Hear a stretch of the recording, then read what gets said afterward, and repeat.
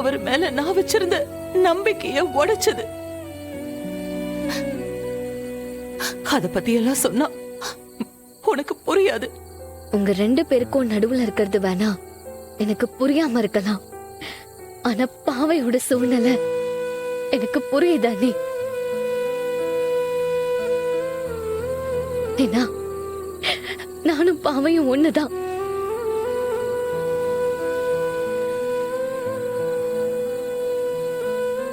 அவ எப்படி அவ அப்பா மேல தப்பு இல்லைன்னு நம்பிட்டு இருக்காளோ அதே மாதிரிதான் நானும் எங்க அம்மா மேல எந்த தப்பு இல்லைன்னு நம்பிட்டு இருக்கேன்.